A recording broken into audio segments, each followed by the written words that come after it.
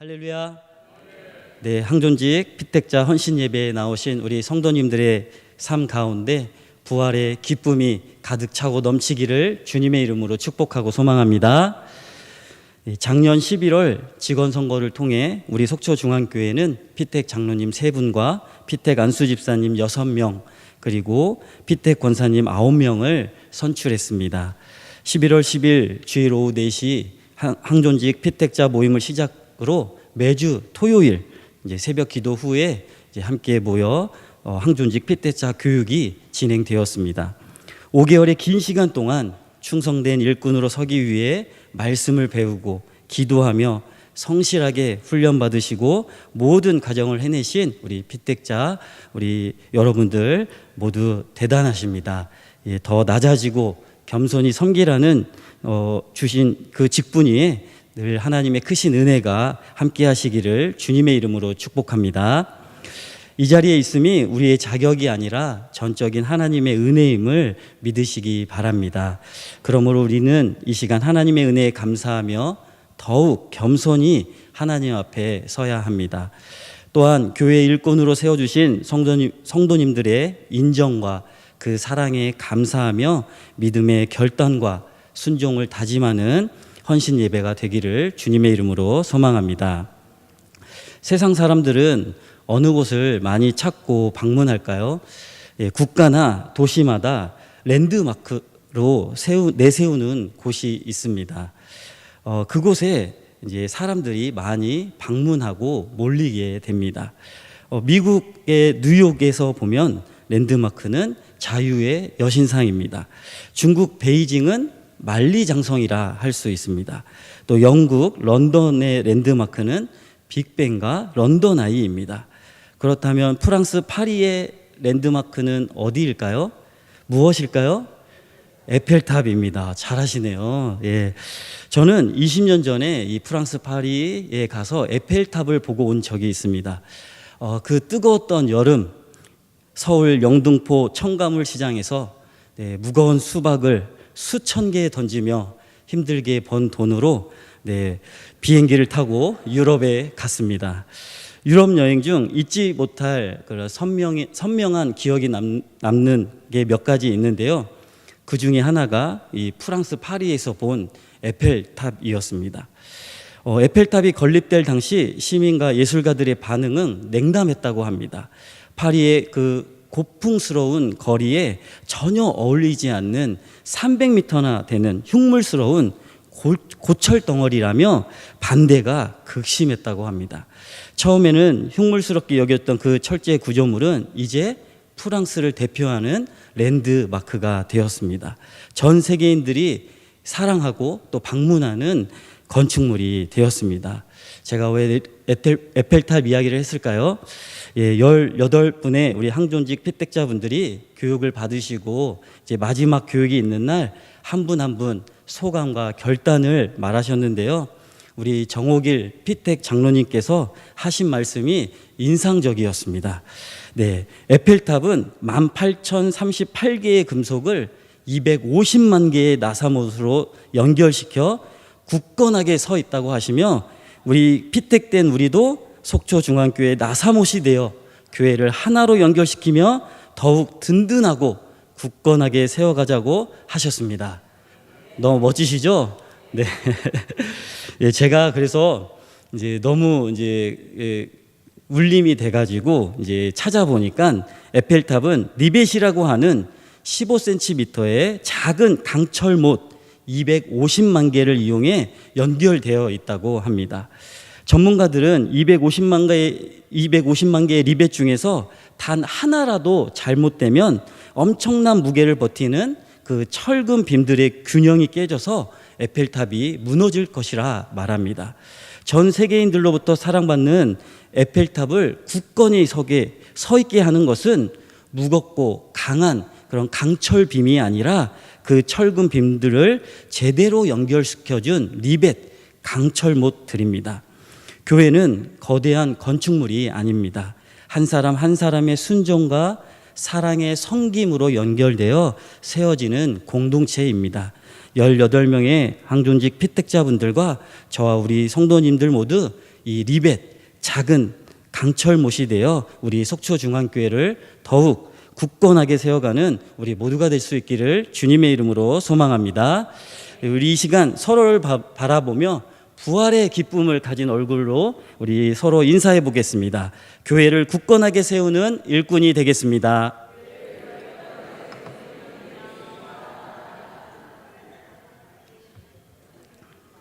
오늘따라 제가 더 긴장이 되네요. 네. 에펠탑을 무너지지 않게 하는 것은 이 작은 리벳 하나하나가 자리를 지키는 충성입니다. 비록 나는 작지만 내게 맡기신 자리를 신실하고 성실하게 지키고 사람들의 눈에는 보이지 않아도 우리 주님이 보시기에 충성된 일꾼이 되어 교회를 온전히 세워가는 우리 픽득자 모든 분들 되시기를 주님의 이름으로 축복합니다. 네, 오늘 우리에게 주신 하나님의 말씀 신약성경 사도행전 1장 12절로 26절의 말씀으로 기도하고 순종하며 부활을 증언하는 사람이라는 제목으로 하나님 주신 은혜를 나누도록 하겠습니다. 사도행전은 초대교회 역사 가운데 단순히 초대교회가 성장해 나간 이야기가 아닙니다. 하나님의 그 거룩한 뜻이 실현됨을 선명하게 보여주는 이야기입니다.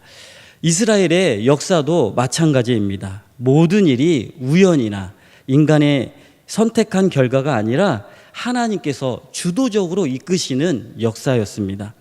이방인에게 복음이 전파되는 선교 사역도 사람의 계획과 열심이 아니라 성령 하나님이 친히 이끄시고 이루어 가신 하나님의 선교임을 사도행전은 분명하고 확실하게 밝히고 있습니다. 사도행전 본문에 부활하신 예수님을 경험한 사람들은 자기 의지와 뜻을 꺾고 오로지 하나님의 뜻에 무릎 꿇는 순종의 사람들입니다.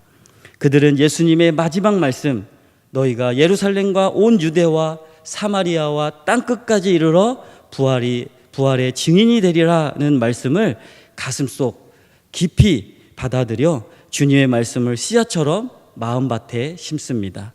주님의 말씀에 순종하는 사람들로 인해 말씀의 씨앗은 땅끝까지 뿌려지고 싹을 내어 자라고 또 새가 머무는 자리를 마련하는 나무로 성장하게 됩니다.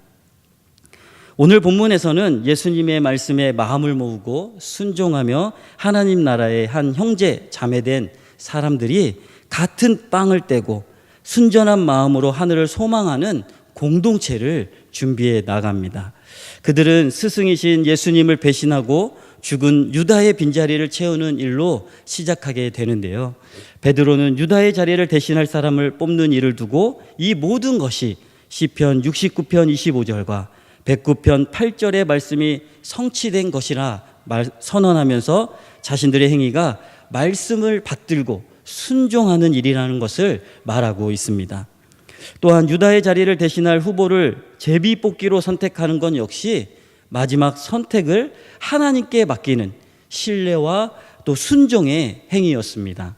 누가 뽑히든 결과에 토를 달지 않고 온전히 믿음으로 받아들이겠다는 것은 하나님에 대한 절대적 신뢰와 순종에서 시작됩니다. 그렇다면 부활의 주님을 경험하고 부활하신 주님에게 자신을 맡긴 사람들이 가져야 하는 삶의 방식은 지금도 살아 역사하시며 말씀이 성취되는 역사의 한가운데를 살아간다라는 그 믿음과 그 믿음에 따른 행함이어야 합니다. 모든 일의 주인은 하나님이시니 하나님께서 주권적으로 이끄시는 그 하나님의 섭리 앞에 모든 것을 맡기고 순종하는 것이 우리가 가져야 할 가장 합당하고 지혜로운 삶의 태도와 자세입니다. 오늘 본문 말씀을 통해 하나님께 모든 것을 맡기고 순종하는 삶을 살기 위한 자세는 무엇인지 살펴보고자 합니다. 먼저 하나님께서는 하나님께 온전히 맡기는 기도의 삶을 살라 말씀하십니다. 제자들은 40일 전 6월절 밤에 예수님과 함께 감람산으로부터 예루살렘으로 들어가 함께 재판을 받고 각자 십자가를 지고 주님을 따랐어야 하지만 실패하고 말았습니다.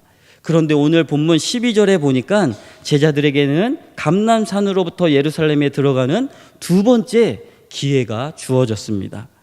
계속해서 누가는 의도적으로 11 사도들의 그 이름을 언급하며 이들이 다시 사도로 부르심을 받았음을 나타냅니다.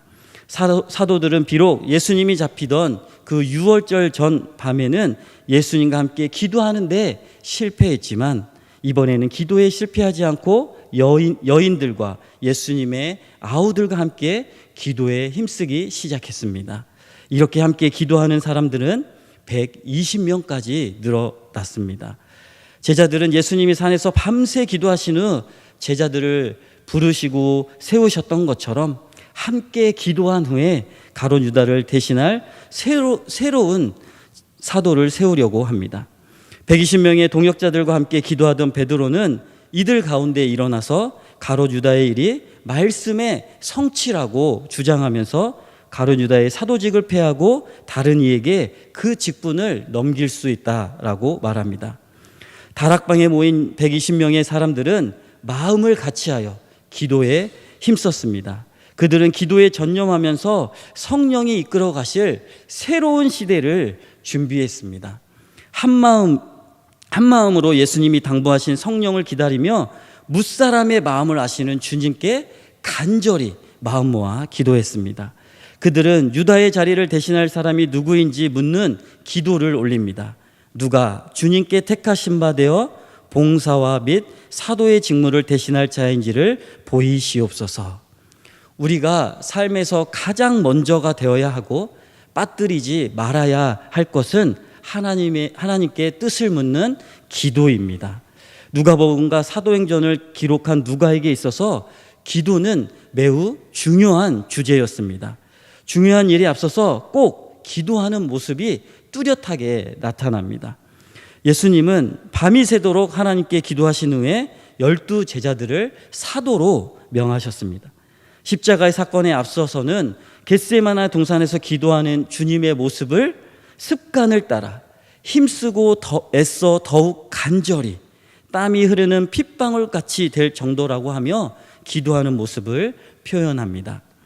예수님의 기도는 일상적이기도 했지만 중요한 일이 있을 경우 더욱 간절히 하나님 앞에 기도하셨습니다.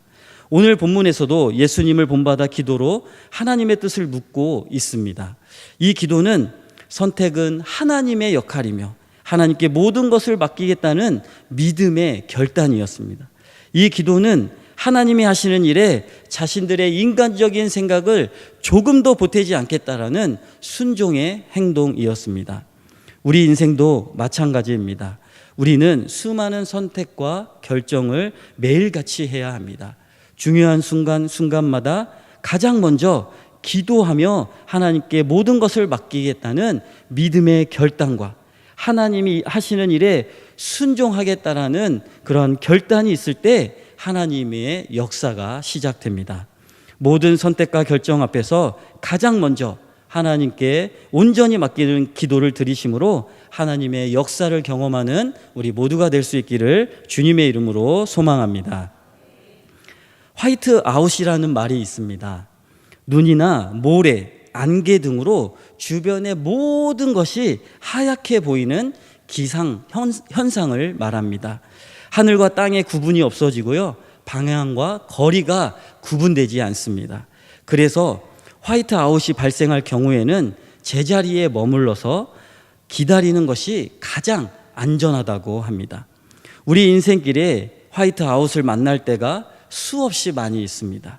예상치 못한 갑작스러운 상황에 내 머릿속이 하얗게 될 때, 대책이 없어 눈앞이 캄캄할 때, 내 앞에 놓여진 삶의 무거운 문제 앞에서 무엇을 어떻게 해야 할지 모를 정도로 막막할 때, 삶의 균형을 잃어 방향을 찾지 못하고 헤매일 때, 원치 않는 질병과 싸워야 할 때, 힘들고 어려운 고난과 고통 가운데 있을 때, 내게 맡겨주신 직분이 너무나도 힘겨워 난감함을 넘어 두려움마저 느낄 때, 하나님의 일꾼으로 충성을 다하다 한계에 부딪혔을 때, 쓰러지고 지쳐 일어날 힘이 조금도 남아있지 않을 때, 유독 내 삶에만 만족함이 없고 불평과 불만이 가득할 때 우리는 어떻게 해야 할까요? 그 자리에서 멈추고 하나님께 온전히 맡기는 기도를 드려야 합니다. 기도하며 기다릴 때 하나님께서는 우리를 외면하지 않으시고 우리를 찾아와 손잡아 주십니다. 내게 닥친 문제와 맞서 싸울 새 힘과 능력을 주십니다. 기도할 때 생명의 빛이 서서히 밝아오게 됩니다. 하나님께서 허락하신 인생에서 화이트아웃을 만날 때 잠잠히 하나님을 바라보시기를 소망합니다. 삶의 모든 문제를 온전히 맡기며 기도함으로 모든 문제에서 벗어나 부활의 빛을 향해 걸어가는 우리 모두가 될 수 있기를 주님의 이름으로 소망합니다. 두 번째로 하나님께서는 쓰임에 늘 준비하고 부르실 때 순종하는 삶을 살라 말씀하십니다.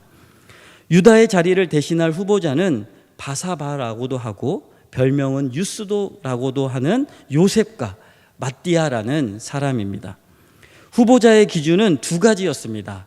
첫 번째로는 사도들과 함께 예수를 따랐던 경험이 있는 사람이어야 했습니다. 두 번째는 예수님의 부활을 증언할 수 있는 사람이어야 했습니다. 두 사람 모두 이 조건을 충족하는 자들이었습니다. 두 사람 다 사도로서의 자격을 충분히 갖추었을 뿐만 아니라 하나님의 뜻을 이루기에 적합한 인물들이었습니다.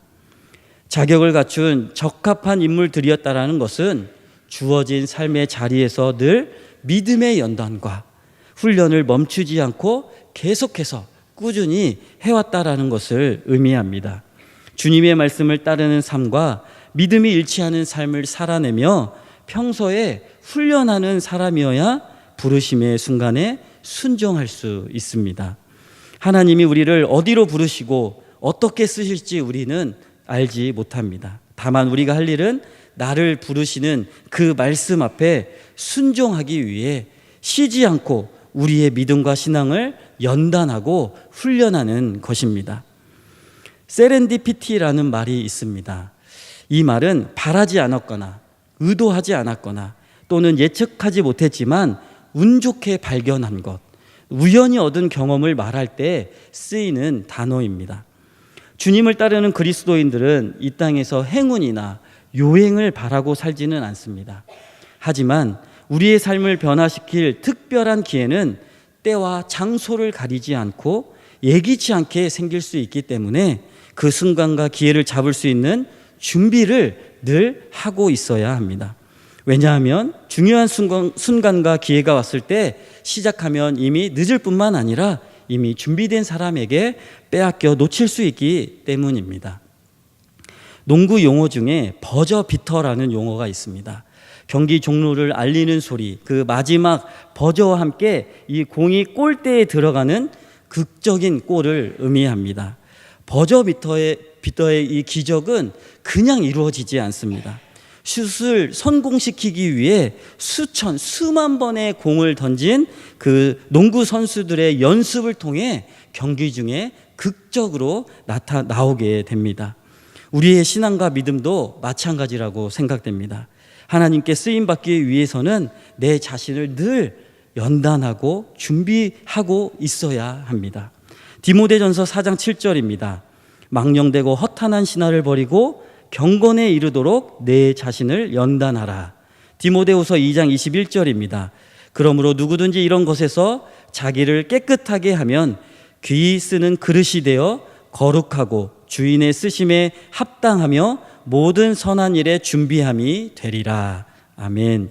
세상의 헛된 것을 바라보지 않고 경건에 이르도록 끊임없이 내 자신을 연단하고 나를 깨끗하게 하며 준비하고 있을 때 하나님의 때에 귀하게 쓰임받는 인생이 될 줄로 믿으시기 바랍니다. 어디에 쓰임을 받느냐는 하나님의 결정에 따라 이루어지지만 쓰임받을 준비를 하는 것은 우리에게 주어진 역할입니다. 사람은 누구나 인정받고 쓰임받기를 원합니다. 특별히 하나님께 인정받고 쓰임받는 인생이 된다는 것은 참으로 기쁘고 영광스러운 일입니다. 그렇다면 어떻게 해야 하나님께 쓰임받는 인생이 될 수 있을까요? 우리는 다윗을 통해 하나님께 쓰임받는 인생이 어떤 것인지 확인해 볼 수 있습니다. 사무엘상 16장에 보면 하나님께서 이제 패역한 사울을 버리고 새로운 이스라엘 왕을 택하기 위해 사무엘을 통해 기름 부으시는 장면이 나옵니다. 솔로몬은 아버지 다윗에 대해 이렇게 이제 생각하며 말합니다. 열왕기상 3장 6절입니다. 솔로몬이 이르되 주의 종 내 아버지 다윗이 성실과 공의와 정직한 마음으로 주와 함께 주 앞에서 행함으로 주께서 그에게 큰 은혜를 베푸셨고 주께서 또 그를 위하여 이 큰 은혜를 항상 주사라고 말합니다. 다윗은 하나님의 말씀의 기준을 가지고 성실하게 정직한 마음으로 매일을 살기 위해 힘쓰며 준비했습니다. 외모가 아닌 중심을 보신 하나님은 그런 다윗에게 항상 큰 은혜를 베푸셨고 기쁘게 사용하셨습니다. 다윗처럼 성실과 공의와 정직한 마음으로 쓰임에 늘 준비된 자가 되어 항상 하나님이 베푸시는 그 큰 은혜를 받아 누리고 마음의 중심을 보시는 하나님 앞에 귀하게 쓰임받는 항존직 피택자 여러분들과 우리 성도님들 다 되시기를 주님의 이름으로 축복하고 소망합니다. 마지막으로 하나님께서는 땅끝까지 가서 부활을 증언하는 삶이 되라 말씀하십니다. 사망 권세를 이기시고 부활하신 우리 예수님께서 제자들에게 예루살렘과 온 유대와 사마리아와 땅끝까지 이르러 내 증인이 되리라 말씀하셨습니다. 그래서 제자들은 이 부활의 기쁜 소식을 가지고 땅끝까지 가야 하는 의무가 생겼습니다. 새롭게 뽑히는 사도 역시 다른 사도들과 함께 땅끝을 향해 가며 이 부활의 증인이 되어야 했습니다. 이 증인의 사명은 다만 12사도에게 제한적으로 그리고 당시에게 일시적으로 주어진 것이 아닙니다. 이 사명은 현재를 살아가는 우리에게도 동일하게 주어진 사명입니다. 그러하기에 우리는 예루살렘을 넘어 유대로, 유대를 넘어 사마리아로, 사마리아를 넘어 땅끝까지 부활의 증인으로 살아가야 합니다. 가까이 있는 사람일지라도 그 사람을 마음을 다해 사랑하지 못한다면 그곳이 바로 나에게서 가장 먼 땅끝이라 할 수 있습니다. 땅끝까지 부활의 증인이 되라는 주님의 말씀을 온전히 받아 순종하여 사랑하고 부활의 기쁨을 나누며 살아가는 저와 우리 모두의 삶이 되기를 주님의 이름으로 소망합니다. 이 시간 우리는 항존직 픽택자 헌신 예배로 드리고 있습니다. 사회 인류학에서는 공동체를 연구할 때 예식과 의식에 준비한다고 합니다. 예식은 인생에서 단 한 번 치르는 특별한 사건이고 의식은 반복해서 시행하는 것을 말합니다. 예식이 개인의 인생에 초점을 맞춘다면 의식은 개인을 공동체로 묶는 역할을 한다고 합니다. 그래서 돌잔치, 결혼, 장례는 예식이 되고 생일과 같은 기념일은 의식이라 할 수 있습니다. 이 연구 관점에서 볼 때 이 장로님으로, 안수 집사님으로, 권사님으로 임명받는 일은 한 사람 인생에서 단 한 번 주어지는 특별한 예식이라 할 수 있습니다. 그에 반해 오늘 드리는 헌신 예배는 첫 다짐을 내 마음에 새기고 새롭게 하는 의식이라 할 수 있습니다. 헌신 예배는 단순한 행사나 형식이 아닙니다. 하나님 앞에 섰던 그 처음 마음을 나의 마음판에 되새기고 하나님의 부르심 앞에 나의 처음 마음을 다잡는 자리입니다. 처음 마음이 하나님의 마음이기 때문입니다. 그래서 우리는 우리에게 주신 처음 마음을 늘 간직하고 유지하며 살아가야 합니다. 하나님이 주신 처음 마음은 우리가 걷는 이 신앙의 길을 끝까지 걸어가게 하는, 완주하게 하는 힘이 되기에 너무나도 소중합니다. 우리를 부르신 길, 우리가 걸어가야 할 이 십자가의 길은 결코 쉬운 길이 아닙니다. 좁은 길입니다. 이 길에서 주신 이 직분은 결코 가벼운 자리도 아닙니다. 어쩌면 부담스러운 자리일 수 있습니다. 무거운 짐이 될 수도 있습니다. 하지만 하나님이 우리에게 주셨던 그 처음 마음으로 그 부르심의 감격을 붙들 때 우리는 포기하지 않고 우리에게 주신 직분을 넉넉히 감당하며 주님이 가신 십자가의 길을 따라 완주할 수 있습니다. 처음 마음은 처음 시작하는 사람에게만 필요한 것이 아닙니다. 오히려 시간이 흐르고 경험이 쌓여 노련해진 사람에게도 필요합니다. 익숙함이 되어 그 마음을 무디게 할 때 처음 마음은 다시 날카롭게 하며 새로운 힘으로 앞으로 나아가게 합니다. 그렇기에 처음 마음은 먼저 그 길을 걸어가 끝을 얼마 남겨놓지 않은 사람에게도 필요한 마음입니다. 처음 마음은 끝까지 주님의 길을 걷게 하는 능력이 됩니다. 오늘 이 헌신 예배를 통해 항존직 픽대자 분들 모두 하나님이 각자에게 주신 그 처음 마음을 마음 깊이 새기시고 주신 말씀대로 삶의 자리에서 늘 깨어 기도하고 늘 준비하며 하나님께 쓰임받는 인생이 되어 땅끝까지 예수 그리스도의 부활을 증언하며 살아가는 복된 삶 되기를 주님의 이름으로 축복하고 소망합니다. 기도하겠습니다. 하나님 아버지, 우리에게 귀한 사명 주심에 감사합니다. 주신 사명 감당할 때에 하나님께 온전히 맡기는 기도의 삶을 살게 하여 주옵소서. 쓰임에 늘 준비하고 부르실 때 순종하는 삶을 살게 하여 주옵소서. 땅끝까지 가서 부활을 증언하는 삶 되어 하나님을 기쁘시게 하는 우리 모두가 되게 하여 주시옵소서. 부활의 산소망 되시는 우리 구주 예수 그리스도의 이름으로 기도드립니다.